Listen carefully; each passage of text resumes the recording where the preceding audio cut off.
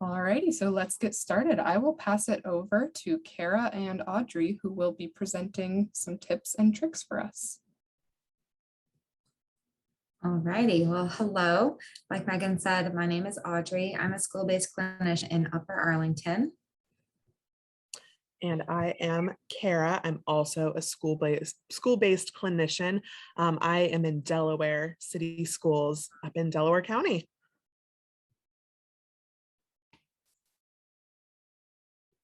So Audrey and I just introduced ourselves, but we work for an agency called Centero. Some of you may have heard of us, maybe not.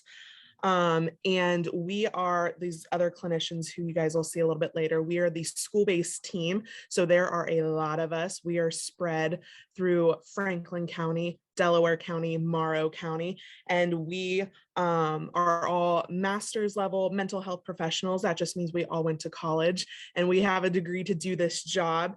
And we work in schools in elementary, middle, high school, and we do a lot of support in mental health with you guys. And so a lot of what we do mostly are prevention sessions. So they're a little bit more short term, and we are able to do that by funds that we get from like the county mental health boards and from our schools. And so, which is awesome because you guys don't have to pay for them. And so that's kind of overall kind of who we are and where we come from and what we do a little bit. Yeah, so the reason that we want to have these sessions is because we know in the last year, whether you were in person at home or in any of the combinations of hybrid learning last year, we know that this school year is going to feel like quite an adjustment.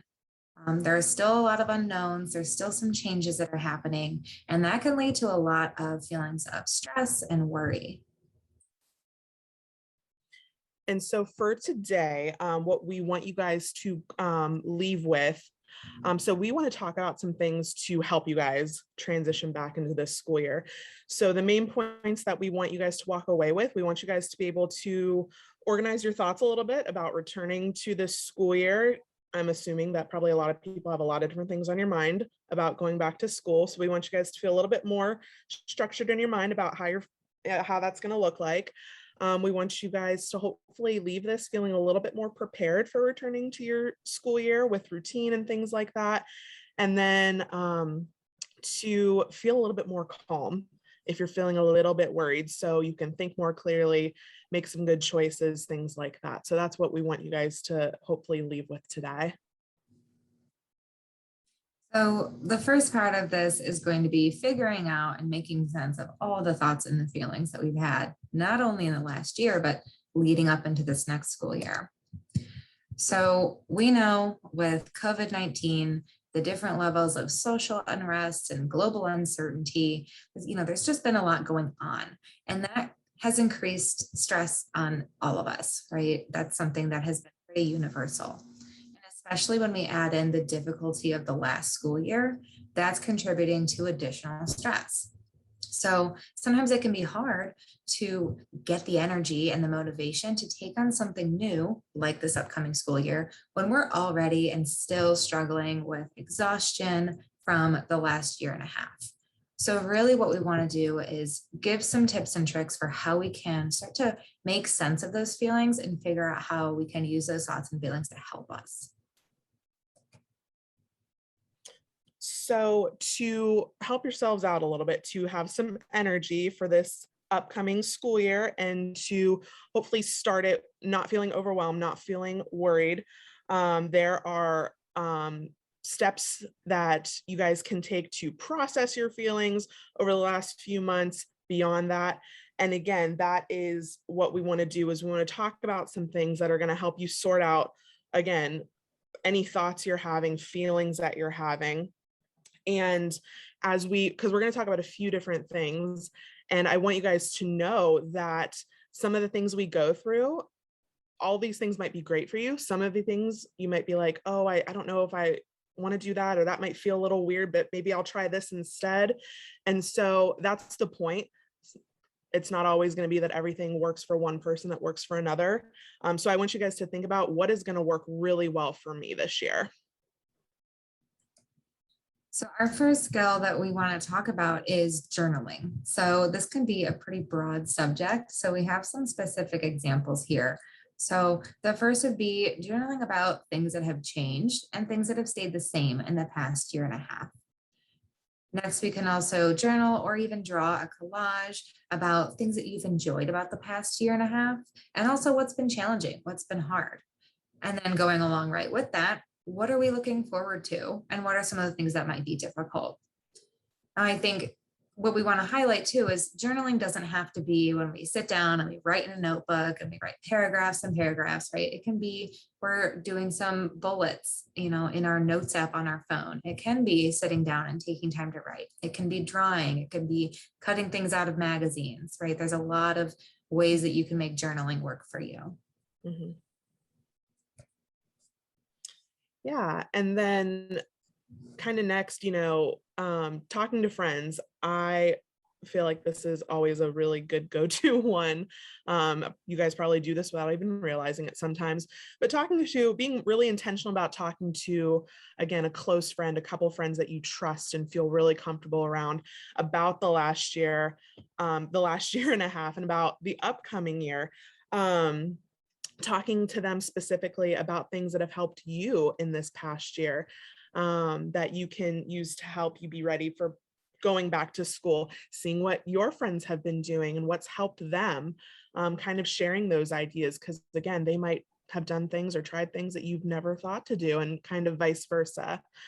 So really kind of utilizing those good relationships that you guys have with your friends.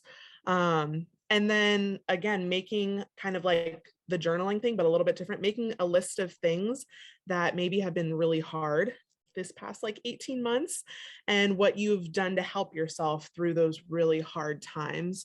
Again, so we can maybe look back and say, okay, if this happens again, or if I feel this really challenging situation come up, I know that I can do X, Y, and Z to help me get through that again. So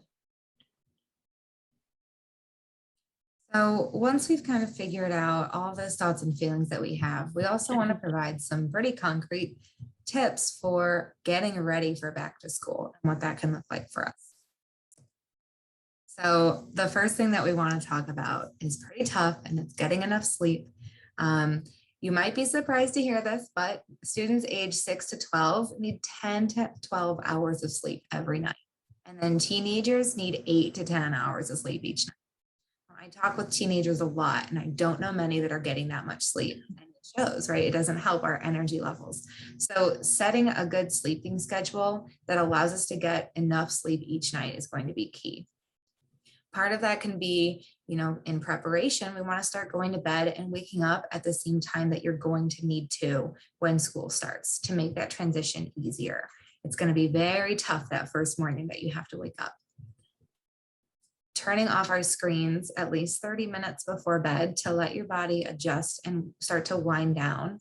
And going along with that, making sure or doing our best to not have screens in your room at night to keep you from being tempted to staying up late, using your phone or your tablet, or even just watching TV or a movie on a laptop, right? A lot of us tend to stay up later if we have a screen in our room. So trying to be disciplined about putting that stuff away. And then finally, that ties along with sleep is avoiding drinking any kind of caffeinated beverages if you can, especially if you're under 12. So we're talking about coffee or, frappuccinos. We're talking about energy drinks and pop. And if you do drink caffeine, try and limit that intake and really avoid it 2 to 4 hours before going to bed, so that your body can start adjusting and get ready for rest and for sleep. So on the flip side, let's talk about morning routine. What are we going to do in the morning to help on not just that first day of school, but for the whole school year? And so one thing that we can do is we can make a list of things that you need to do in the morning on a school day to have a successful morning and get to school on time. And so again, think about what you do in the morning. If you eat breakfast, what is that? Is it a quick breakfast? Do you take a shower in the morning? Do you take a shower at night? Things like that. Decide the best order for you to do those things and practice those before school starts. So I don't know about everybody on this call, but I know, so schools are starting next week and the week after. Maybe some schools have already started this week, I'm not sure. But for those of you who have not started school yet, maybe like tonight and tomorrow, start practicing some of those routines. So by the time like next week comes, you're going to feel super comfortable doing it. And then if you are not a morning person, I am not always a morning person, folks. So I am also like kind of, you know, taking these things for myself. But if you are not a big morning person, sometimes taking those morning tasks and adding them to your evening routine is going to be a lifesaver to make the morning feel less busy, less chaotic. And so kind of these things like picking out your clothes the night before, laying them out, packing your lunch if you take a lunch to school, packing your backpack, making sure your Chromebook and your folders and things like that are in your backpack, zipped up, ready to go. Laying out your shoes and your socks. I don't know if you've ever like lost, like you can't find that one shoe, it's like stuffed under the bed, it happens. So find your shoes, lay them out. So trying to make it so that you have as few decisions as you can to make during the morning. So again, when you get to school, you're not feeling super like overwhelmed. It doesn't feel chaotic. It's not super stressful. And again, it's just going to make things just go a little bit smoother. So. Yeah, and exactly going right along with that is if we're setting that morning routine, we want to make sure we're also figuring out an afternoon routine so that we can really make the most of these days. So making a list of those things that you need to do after school and figure out what the best order is going to be to complete them. So we want to make sure we're keeping track of, you know, making sure you're eating a snack after school, you're getting your homework done, right? And then trying to work in some level of physical activity. Maybe you're involved in sports, maybe, you know, you take the dog out for a walk or do some stretching, whatever works for you, but trying to move your body a little bit. I feel like we talk about this all the time, but using a calendar or a planner, they are your friends, right? So finding ways to help you keep track of all the things you have going on. The beginning of the school year can be really busy. There can be a lot of different things going on. And it will help if we can keep track of the practices, rehearsals, projects, events, any of the things that are going on throughout the week, so you know what to expect. And then reviewing those things that you need to get done in the upcoming week on a day like Sunday, so that you can kind of sit down, go through, okay, what are the things going on this week? So you know what to expect and don't forget anything moving forward. A really great tip here is reviewing that maybe with an adult at home so that they can help support you as well, because it can be really hard when we are only relying on ourselves to remember everything. So if we can involve an adult at home who can help us, and then they can know ahead of time what we might need, so we don't have those last minute, hey, I need a ride, or I need you to sign this really quick, or I forgot to ask for money, right? We can have those things done ahead of time. And then just like Cara said, setting those things you need for school in the same place every day so that we don't have to look for them in the mornings before school. So we're making sure we know where our laptop or our tablet or, you know, our book bag is ahead of time. We're bringing our charger with us. You know, we know where those things are so that we don't have to rush around in the morning. And it will make things a lot easier for us every day. So kind of going into another set of just, you know, tips and tricks and things like that to help us, we want to talk about mindfulness. So mindfulness, some of you guys may have heard of this. Again, maybe you have not. I feel like it's getting talked about a lot. Like I feel like I hear it talked about a lot, not just like in the counseling world, but like in schools, among other adults, you guys. So mindfulness can be used to basically, again, help us have a calmer state of mind. And there's different ways that we practice. There's a lot of ways to practice mindfulness, guys. But mindfulness helps us create a space between a strong emotion and an action and what we're doing with that strong emotion. And so by using mindfulness, we learn to deal with both the positive and the negative experiences that we have more calmly. And again, it helps us just make better choices. And so again, it feels like there's a million and one ways that we can practice mindfulness. We're only going to cover about 3 of them. But again, again, kind of pay attention, like what's going to work for you. So.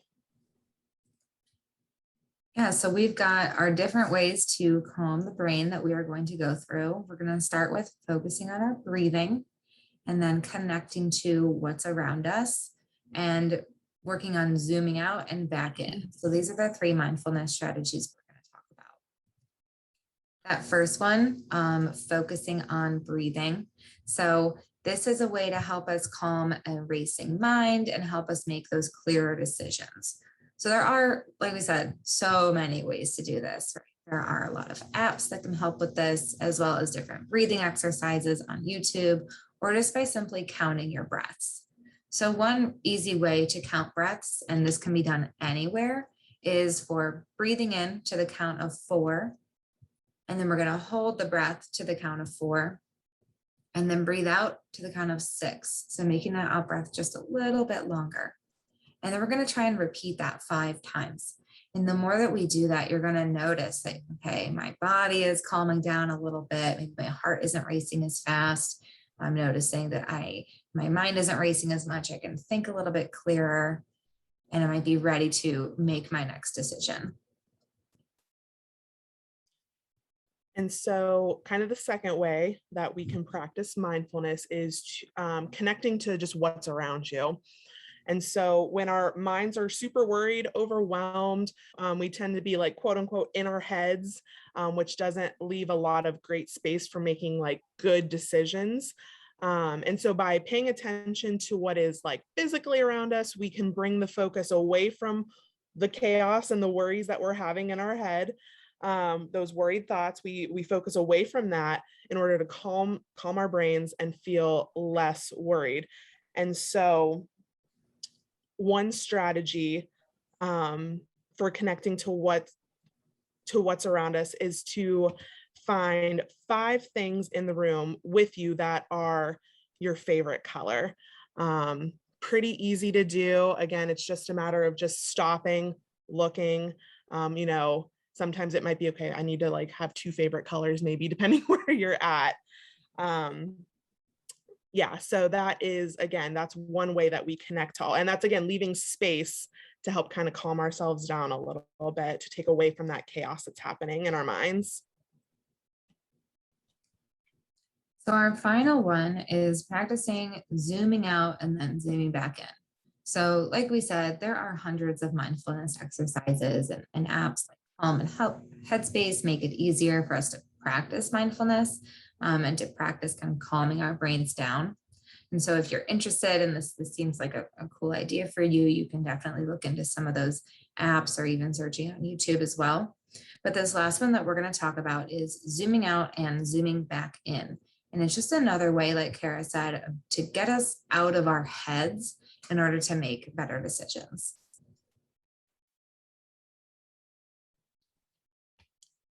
And so for this kind of zoom in, zoom out mindfulness activity, so to zoom out, you can even think about like if you're like on your camera or something, you're zooming in and out. It's like a good way to like kind of remember. Zoom out, you're gonna focus on maybe one thing that you can hear or see that is as far away from you as possible. And again, this is going to depend on where you're at and, if you're inside or outside. And so, this could be something as simple as a cloud in the sky or a tree outside your window. Or, if you are in the school building and you can hear kids talking down the hall or another classroom. Again, we're going to just focus on one thing that's kind of really far away that we can see or hear. And now kind of on the zooming back in. So the next thing you're going to do is focus on something that's a little bit closer, but not something that you can like grab and touch. So again, this could be kind of the example I already said. If you hear people kind of talking, on the other side of the room, again, something, again, if you're at school and, you hear cars drive by, things like that. And so again, we're zooming in just a little bit more. And then lastly, for the zoom out and back in, you're going to bring your focus back to your space by zooming in on something that you can feel that's close to you, or like a smell even. So think about, okay, what's like, like right now, like, I just grabbed my cell phone, or a pencil, or, if you guys do fidgets, like that's always a fun one. But again, something that is, again, close to you. Again, sometimes smell can be a little bit tricky, but it can work if you're in the cafeteria, or, at the store or something like that, and again, so the whole point of this, guys, is, again, we're creating space in our mind to focus away from the worry, away from the chaos, whatever's happening, and to create that space of calming ourselves down. And like, again, the point is that, these are going to help kind of calm your mind, free up that space. So again, we want to make better choices at the end of it.